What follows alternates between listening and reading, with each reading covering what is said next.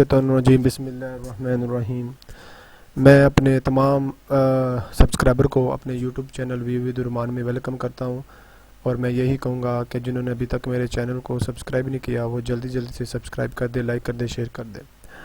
आज मैं आपके साथ ACC501 बिज़नेस फाइनेंस का GDB सोल्यूशन लेके आया हूँ, और आज हम इसको देखेंगे अच्छे तरीके से। आसान है, इतना मुश्किल तो नहीं है। तो आज हम इसको चले देखते हैं कि इसमें कौन कौन सी चीज़ें उसने बताई हुई हैं। ठीक है, तो आगे चलते हैं सॉल्यूशन की तरफ। पहले हम सिनेरियो पढ़ लेते हैं। सिनेरियो ये है कि owing to the famous separation principle corporate owners can not directly control the affair of the corporation. अपनी कंपनी के अफेयर को डायरेक्टली वो कंट्रोल नहीं कर सकते हैं। ठीक है, इंस्टेड बजाय they are hiring manager to run the day by to day affair of the corporation. मतलब कंपनी के डे बाय डे अफेयर को वो रन कर सके, मैनेजर को हायर करते हैं एज एन एजेंट। जैसे एजेंट एक मैनेजर होता है of the principal share holder. जो ओनर होते हैं वो प्रिंसिपल होते हैं, शेयर होल्डर होते हैं। It is the duty of the manager to act in the share holder best interest. मतलब मैनेजर की जो ड्यूटी है वो क्या है, बेस्ट कर सोचे, आपकी शेयर होल्डर के बारे, ओनर के बारे में सोचे, बेस्ट उसके इंटरेस्ट के बारे में सोचे। But some time the managers started processing their interest instead of the working for their owners. मतलब वो क्या करने लग जाते हैं, वो वर्किंग करते हैं अपने इंटरेस्ट के मुताबिक करने लग जाते हैं बजाय ओनर के। ठीक है, in hand the separation of the control over the ownership. मतलब आपकी फिर सेपरेशन ऑफ कंट्रोल आ जाता है। Create a conflict interest among the manager and owners. मतलब ओनर्स और मैनेजर के दरमियान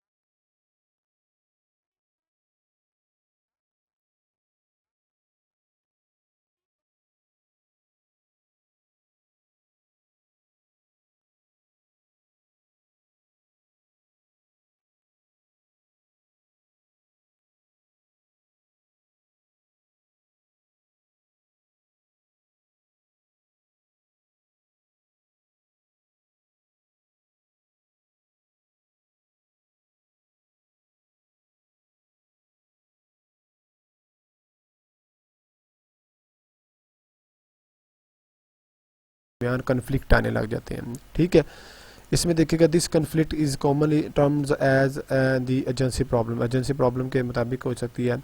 briefly discuss ways through which corporation owners can develop system to the overcome in the agency problem. अब agency problem की देखनी है, वैसे इसकी प्रॉब्लम बहुत ज़्यादा है, ये देख लेते हैं।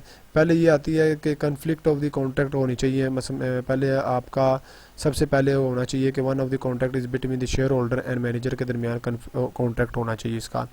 दूसरा होना चाहिए the manager will usually act in the share holder interest. मतलब मैनेजर इंटरेस्ट शेयर होल्डर के बारे में सोचना चाहिए। ठीक है, the share holder can devise contract that align the incentive the manager with the goal of the share holder. अगर वो शेयर होल्डर के गोल को अचीव करता है, तो वो शेयर होल्डर उसको इंसेंटिव भी दे मैनेजर के। ठीक है, ये भी इतना इंपॉर्टेंट ही आगे प्रोटेक्ट जाएगा। The share holder can be monitor the manager behaviour. आगे वो ये कहता है कि शेयर होल्डर को मोनिटर करना चाहिए मैनेजर के बिहेवियर को। ठीक है, this contracting and monitoring in costly. क्या उसको पता चलना चाहिए कि ये कॉन्ट्रैक्टिंग या मोनिटरिंग कास्टली तो नहीं, महंगी तो नहीं है। अब ये प्रॉब्लम है। अब इसकी एजेंसी प्रॉब्लम ये है कि एजेंसी प्रॉब्लम में सबसे पहले आता है कि जो आपकी principal hire an agent to represent their interest. मतलब अपने इंटरेस्ट के मुताबिक रिप्रेजेंट करे एजेंट। ठीक है, stock holder, share holder principal, जैसे हम शेयर होल्डर प्रिंसिपल कहते हैं, hire manager agent to run the business. अपने बिजनेस के रन के लिए करें। अब देखो उसमें यह है कि अब बिजनेस को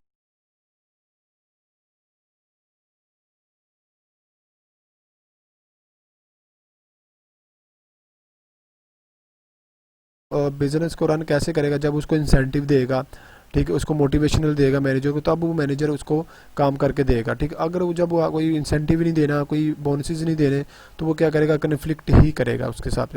एजेंसी प्रॉब्लम दे, एजेंसी रिलेशनशिप में आ गए थे agency problem, conflict interest between the principal agent, मतलब प्रिंसिपल एजेंट में कन्फ्लिक्ट कैसे आता है, बोनसेस की वजह से, वर्कआउट की वजह से, मोटिवेशन की वजह से, उसको इंसेंटिव ना देने की वजह से, ये बड़ा एक कन्फ्लिक्ट हो सकता है। ठीक है, उसमें देखिएगा मैनेजमेंट गोल एजेंसी कास्ट, पहले सबसे पहले देख रहे हैं कि मैनेजमेंट का गोल क्या है और उसकी कास्ट क्या है, उस हिसाब से भी आपने इस चीज़ को देखना होता है। तो ये एक छोटा सा सोल्यूशन था, इसको आप अपनी ज़बान में भी लिख सकते हैं। तो मैं यही कहूँगा जिन्होंने अभी तक मेरे चैनल को सब्सक्राइब नहीं किया, वो जल्दी जल्दी से सब्सक्राइब कर दें, लाइक कर दें, शेयर कर दें, कमेंट करें। जो मैंने बोला है उसको अच्छे तरीके से सुनिएगा, लिख लीजिएगा, आपके अच्छे मार्क्स आ जाएंगे।